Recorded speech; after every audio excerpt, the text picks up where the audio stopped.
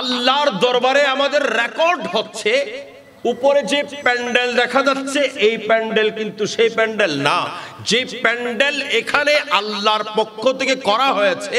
হাদিসে পাক যখন খুলবেন, মিশকাত শরীফ যখন খুলবেন, আপনারা দেখতে পাবেন যেখানে আল্লাহর জিকির হচ্ছে, আল্লাহর মাহবুবের সারাখানি হচ্ছে, আল্লাহর ওলিদের তাজকিরা হয়, ওই জায়গার মধ্যে আল্লাহর জগতের নূরানি ফেরেশতারা পাখা দিয়ে প্যান্ডেল করে ওই পাখার নিচে যে সমস্ত মানুষরা বসে আছেন প্রত্যেকটা মানুষের উপর আল্লাহর রহমত বর্ষণ হতে থাকে।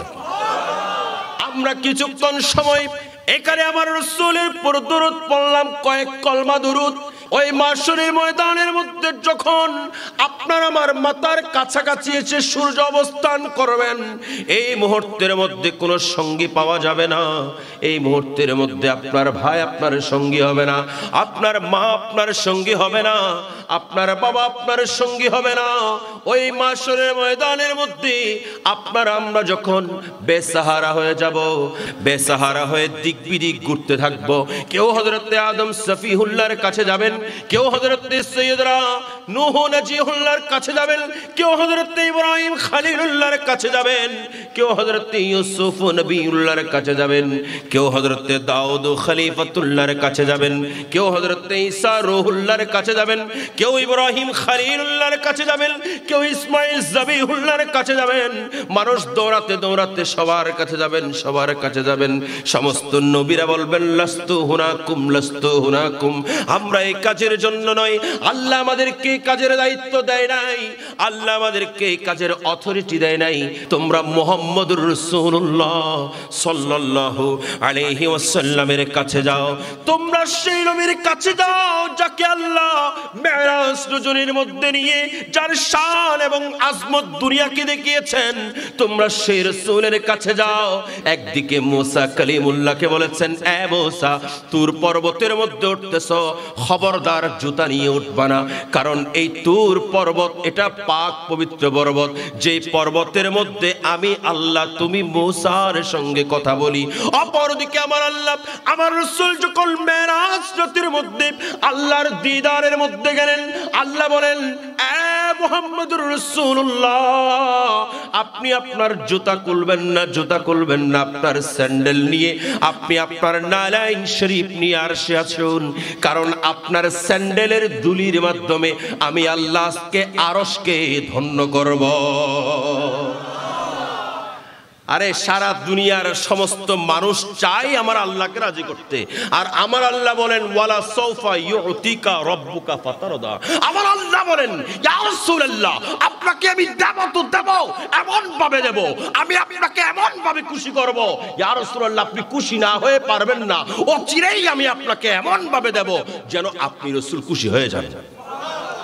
ওই মাশরের ময়দানে সমস্ত নবীগণ বলবেন তোমরা মুহাম্মদুর রাসূলুল্লাহর কাছে যাও, নিশ্চয়ই তোমাদের জন্য তিনি একমাত্র সুপারিশ করবেন।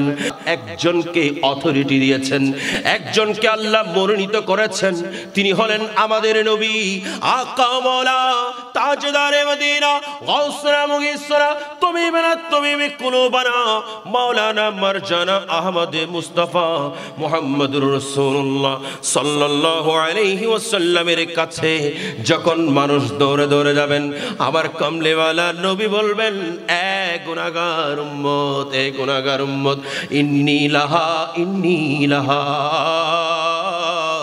আমি রাসূল আছি, আমি রাসূল আছি, আমি একমাত্র তোমাদের পক্ষে আল্লাহর দরবারে সুপারিশ করব। আমার আলা হযরত সেজন্য বলেন, শুনতে কে महशर में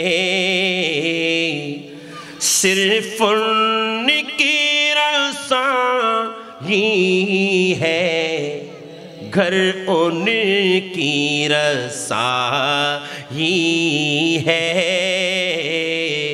लो जब भी तो बदाई है, सुनते हैं के महशर में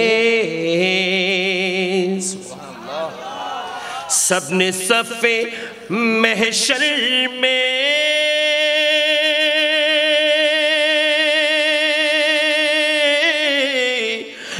ललकार दिया हमको, ललकार दिया हमको,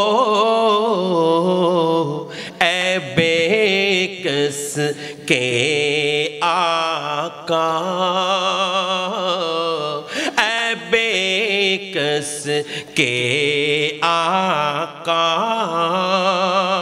अब तेरे दुहाई है, ऐ बेकस के आका, अब तेरे दुहाई है, सुनते हैं के महशर में